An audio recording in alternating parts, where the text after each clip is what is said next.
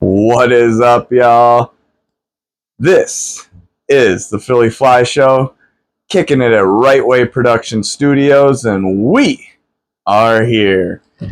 What is up? This is so weird sitting in front of a camera and doing this on more of like a live stream thing. Eventually, this will be more of a live stream show too, with you able to watch now instead of seeing a blank screen. I am showing off this backdrop before I finish my full portrait of stuff I'm working on. I have a lot of stuff I'm working on, a lot of stuff going on in life outside of working on this stuff. But this right here, y'all, this little setup with this mic, this old laptop has been what we've been working with for the last 5 years at the Philly Fly Show.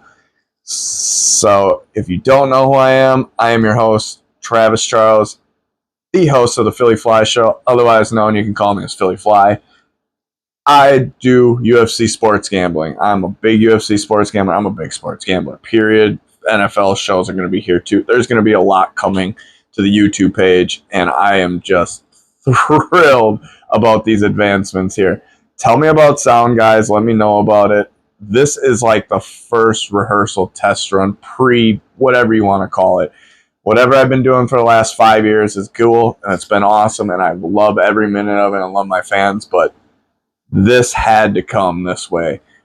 I have an older phone too, Galaxy S22, and I'm going low here, trying to work my way up into what do I want here, but it's been, 2 weeks since you heard my voice, guys, and that last pay-per-view was just clap.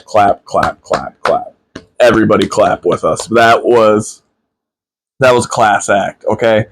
I thought my guy, Charles DuBronx, had a shot at winning. Ilia Topuria has erased any doubt in my mind that someone is just going to come in there and bully him. Strong arm him, bigger, smaller, doesn't matter.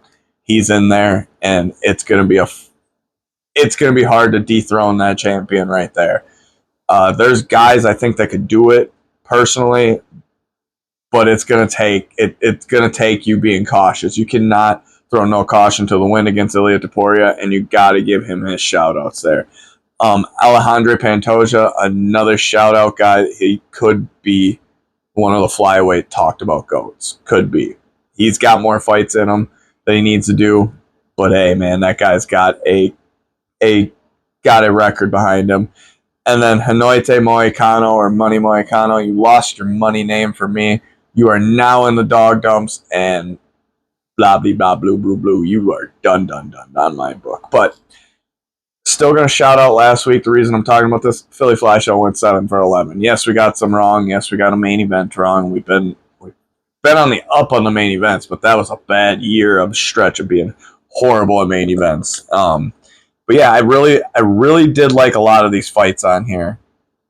Certain people made their name for themselves. Peyton Talbot actually deserves another shout out. Yes, I picked that underdog, and it's not that hard to pick underdogs. You don't have to pick an underdog every fight, but underdogs win.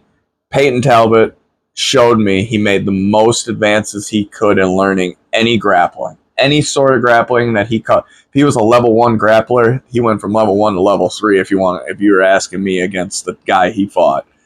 Still needs to work on things, obviously, but he's a young guy and he's going to fight for a championship. Next year and a half, 2 years, he will be fighting for a championship.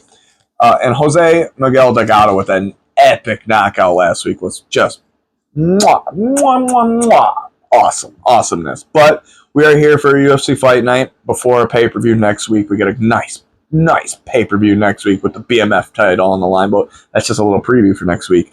But this week is UFC fight night, Derrick Lewis versus Tallison Teixeira. Now, I have my phone recording, which means I don't have my phone in my hand to look up some of their previous fights better and be fast at that.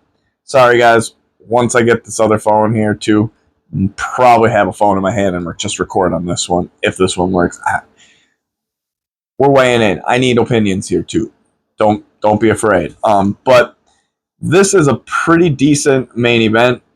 Derrick Lewis is not a guy that you you want to watch every one of his fights because freaking haymakers are going to be coming at you. But you don't know what Derrick Lewis is going to show up. He signed a 4-fight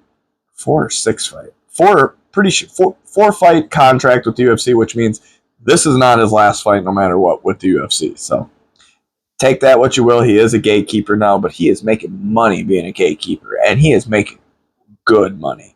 Good money. All right, we're going to jump into it right here. Match leg number 12, we got a strawweight female fight between Fatima Klein and Melissa Martinez. Now, Melissa is a plus 750 underdog, whereas Klein is a negative 1,500 favorite. I don't like the odds makers' choices on this one. I don't know if it's just the money's just rolling in on Klein, but man, that is some ugly odds on there. But it's Philly Fly Show here. We're here to pick right fights and pick the right fighters.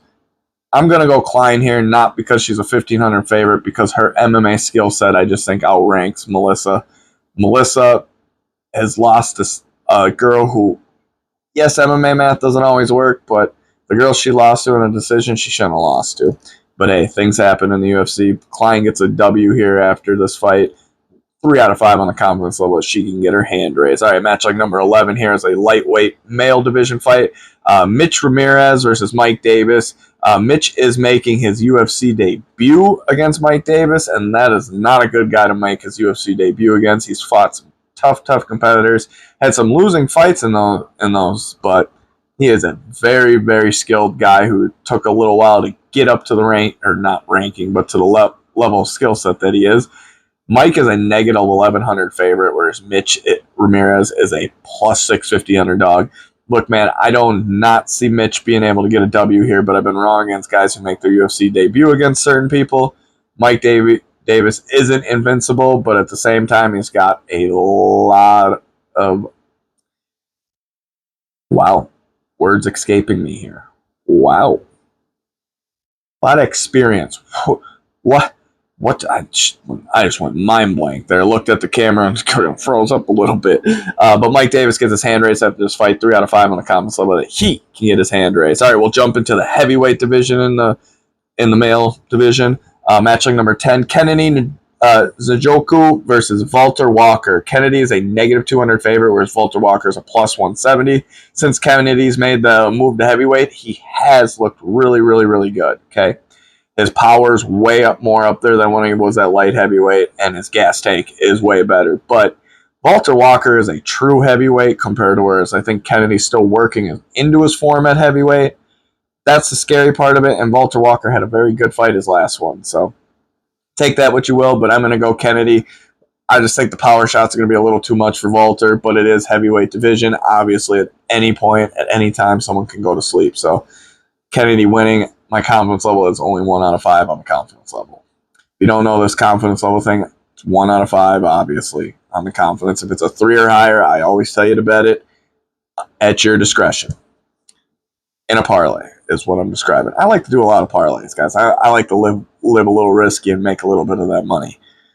Do my single picks when I can, but odds aren't always in your favor at the single picks either. All right, match like number 9 here is a flyweight female division. We get to see Lauren Murphy back in the octagon. It's been a while versus Eduarda Mora. Now, Mora's a negative 750 favorite. Yes, I know, guys, some crazy odds this week on this fight night. Lauren Murphy plus 475 underdog. Yes, Lauren Murphy has fought for a title. Yes, Lauren Murphy is a badass in the flyweight division, but she is 41 years old. That is amazing for a 41-year-old female to still be fighting in the UFC. That typically doesn't happen at that age. In males, you might see it, but in the females, it's a little different. But I like seeing her back in the octagon. I think these odds should be a little bit closer. I think Lauren's more of a plus 250, but if the money's coming in, we got to raise it up. So I'm going to go Mora here. 3 out of 5 on the confidence level. She can get her hand raised.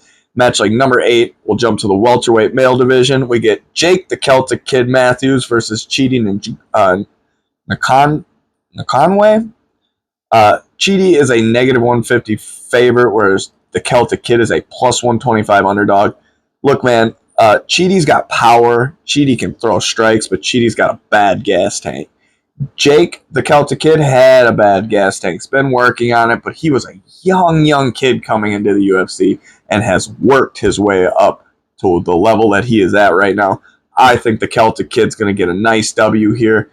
If you really want to get better odds, even though you're going to get plus 125 taking the Celtic kid, take the Celtic kid by decision. You'll get a very decent pay or decent odds there. If you put decent money down, you get a decent payday. If you don't know the trick,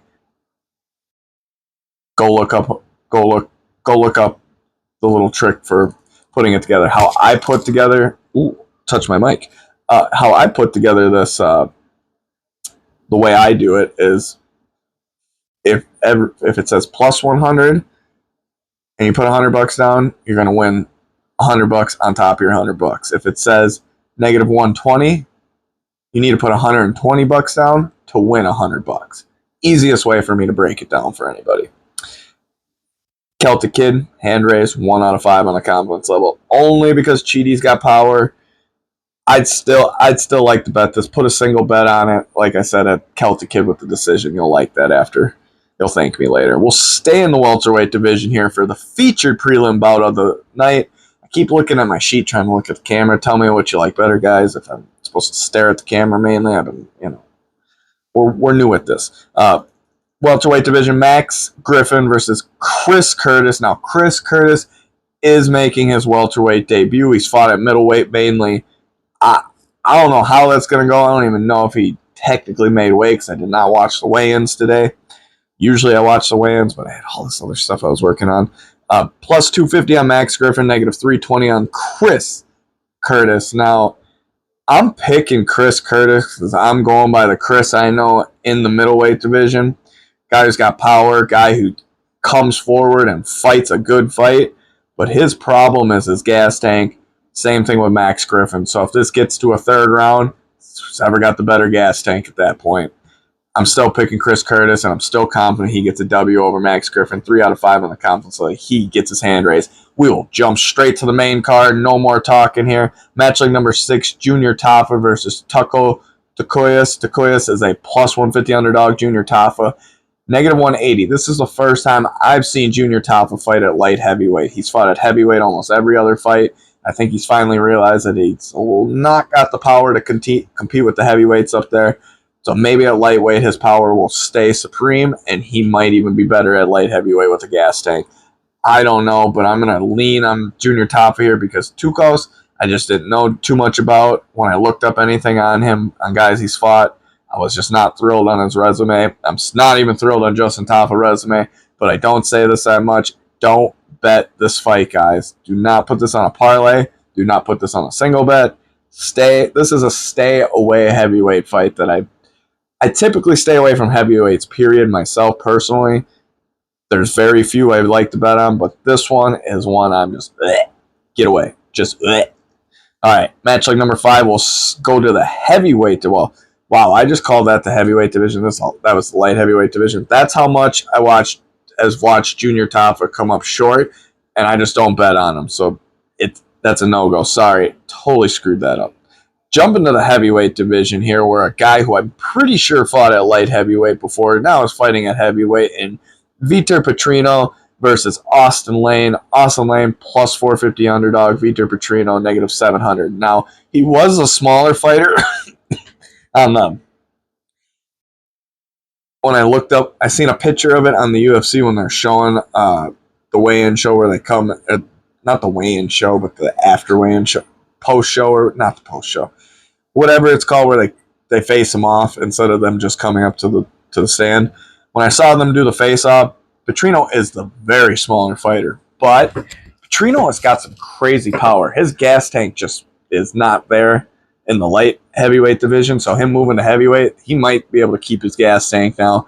If you know anything about Austin Lane, you know I bet against that guy almost every single time. That guy is not your typical gatekeeper. He's your, you need a win under your belt, or you need to show the UFC you got something, you pick Austin Lane. But this is probably Austin Lane's last fight if he gets knocked out by Vitor Petrino, and I predict that Vitor will get a finish on Saturday. Let's go. We'll take him at the negative 700 money line, but I'd be personally betting a knockout by Vitor Petrino. Don't pick around, just pick a knockout. You'll get better odds, but not much better. All right, match like number 4, featherweight division, is another guy that, you know, Nate Landor versus Morgan Charre. Morgan is a negative 250 favorite. Nate is a plus 200. Get that out there before I say this. Nate looks like the guy that you want to bet on, you want to support. He's got good knockout power, but something just happens every time he comes off a win. Now, I can't look and make sure that his last fight was the win, but he's just not looked good to me in his last couple fights, whereas Morgan he looks great. He's come up short a little bit on a couple fights, but he looks like the real deal with his MMA skill set. So I'm going to go Morgan here with that negative 250. 3 out of 5 on the confidence level that Morgan Shire, will get his hand raised. All right, jump to the featherweight division. One of my guys is fighting, but this guy that I really supported, he's just been on a bad slump. Calvin Kattar versus Stevie Garcia. Stevie Garcia, negative 125 favorite. My guy, Calvin Kattar, plus 105 underdog. I really want to pick Calvin here, but he has not shown me since that fight with Max, man. He has never been the same, and I honestly think that fight might have took the career out of him. It happens to people. It's not a very fun thing to say about a guy you like and you support, but I am really going to be rooting for him this fight. Even though I picked Stevie Garcia to get a win here, I'm not confident on it. 1 out of 5 on that confidence.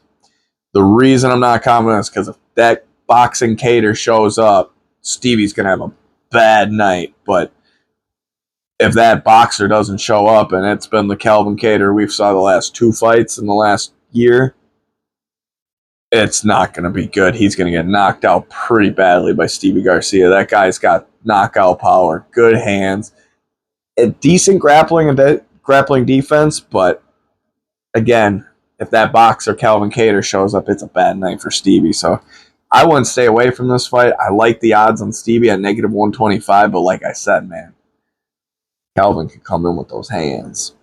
All right, co-main event of the evening, boys, girls, ladies, and gents, and fans of the Philly Fly Show. Let's go.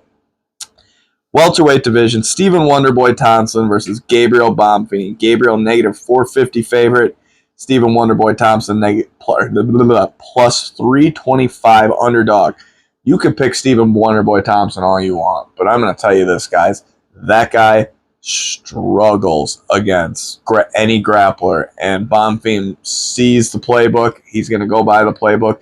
The difference between most fighters and Bonfim is Bonfim can mix up the striking with the grappling. It's going to be a bad night for Steven unless he can land a knee or a kick right up the middle, earn some respect, and make Bonfim back up. If he can make Bonfim back up, he can win this fight, but he doesn't make him back up and earn respect right from the start, it's over. It is over. I'm picking Bonfim to win, though. Like I said, that grappling and striking together instead of just one or the other, Bonfim he's got the great game plan. He's a good up-and-comer. Going to be a good fight still because I want to see if Steven does pull this off, man, get Steven up there with a ranking because that dude might be able to get back to that title shot, but I don't see it coming. I think this is the last big name Stephen Wonderboy is going to try to get that's coming up. And that leads us to our main event of the evening, boys and girls. We get Derrick, the Black Beast Lewis versus tallison Teixeira. Teixeira, I do not know his nickname. I know they all kind of have one, but unless you get a big name, I'm not saying your nickname. He's earning his name, and on Saturday, he's got to earn that right. Teixeira, negative 300, plus 240 on Derrick Lewis. You could bet Derrick Lewis, but if you bet Derrick Lewis, I know the money line at that plus 240 looks good. Take him with a knockout, dude, because you can get it up there just a tidbit higher with a knockout if you want. That's if you're going on the risky side. Now, it's not as risky as I thought initially when I wrote all this down and started doing my little paperwork here and my little notes. Teixeira or Brazilians in main events this year have not won. Saturday, though, I feel Teixeira gets a big W. And when I mean a big W, guys, I don't mean like a knockout or anything. Just getting even a decision win over Derrick Lewis would be good for his resume. He's working his way up. He is an undefeated fighter in Teixeira, but that doesn't mean nothing. He's only 8-0. He's not had a lot of UFC fights. He's looked good, but he has got a test on Saturday because Derrick just throws those epic haymakers. Derrick's gas tank seems like he'll put you in a lull and think that he's about to gas out and then just go for it, man. I've seen it. I bet against it, and Derrick has made me lose, but Derrick's also made me win some bets.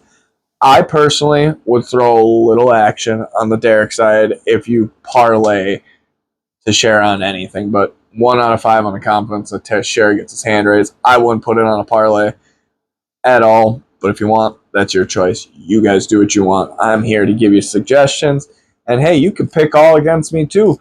Sometimes the best Taylor is one you go against, but that wouldn't have been doing you good this year because the Philly Fly Show has been beast. All right, y'all, checking out here. Shout out to Right Way Production Studios for always making that happen and giving me the courage to do this and helping me provide mics. And yeah, I think Mike, you provided, and this one. If you if you live in the, we'll say Hugo above area in Minnesota, Lake area, ticking mosquitoes always got your back to spray for them ticks and mosquitoes because summertime sucks. Alrighty, y'all. Thanks for doing this. Thanks for the first show. Many more to come, baby. Peace out.